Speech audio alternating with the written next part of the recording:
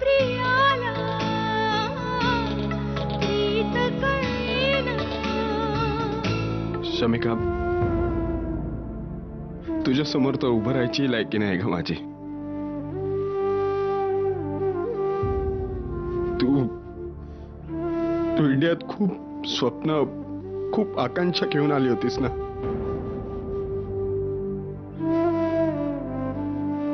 चोळामोळा केला मी त्याचा.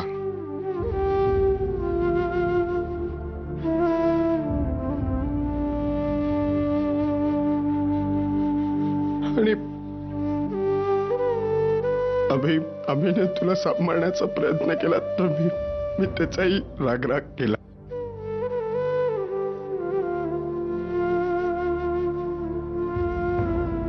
प्लीज मला जमलं तर माफ करा. हे बघ, तुला समजणं फार महत्वाचं होतं.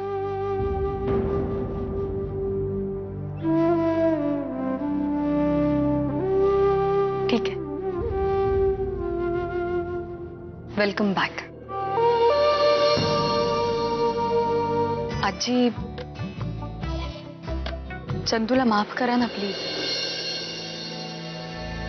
त्याच्यावरचा राग सोडून द्या, एवढंच म्हणायचं होतं. अच्छा, म्हणजे त्याची वकिली करायला आलीयस तर तू? नाही, तसं नाही आजी. तुम्ही लोकांनी डोक्यावर चढवून ठेवलाय त्याला, कळलं ना?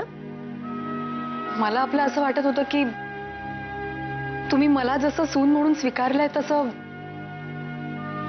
रियाला पण स्वीकारा ना. म्हणजे आजपर्यंत जे संस्कार, ज्या रीतीभाती तुम्ही जपल्यात या घरात, त्या रिया पण शिकेल. जसं इथे राहून मी शिकले.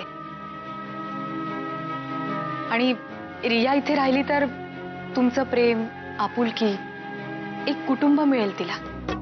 मग घे बोलावून तिला इथे. पण मी तिला इथे बोलावलं याचा अर्थ असा होत नाही की मी तिला स्वीकारलंय. मी तिच्याशी थोडं बोलेल, मग आपण ठरवू काय पुढचं ते. अभि, प्लीज बोल माझ्याशी.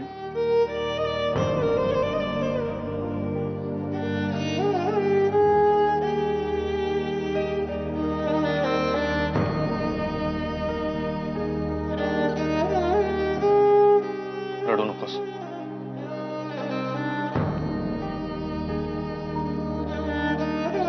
तुला माहितीये तू आतापर्यंत खूप चुकीचा वागलायस. पास आता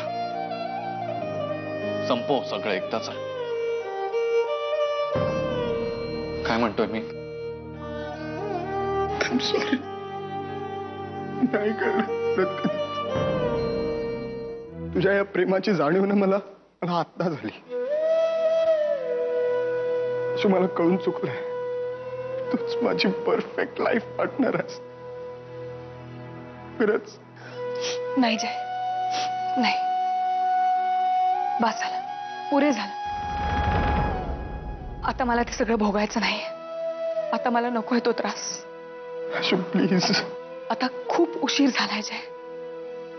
पुन्हा काही उलटसुलट झालं ना तर मी उद्ध्वस्त होईन. So it's better if you leave me alone.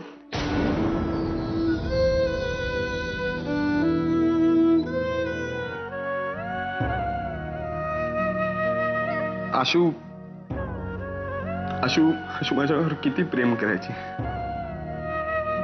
मी दरवेळेस ऑफिसमधून आलो ना की ती नेहमी माझ्यासाठी चहा घेऊन यायची, पाणी घेऊन यायची, माझी सतत काळजी करायची, माझ्या जवळ यायची.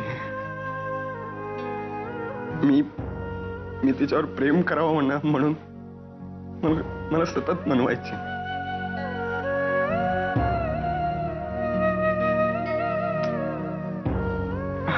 आणि आज मला तिचं प्रेम कळलंय तर ती माझ्यापासून खूप दूर गेली.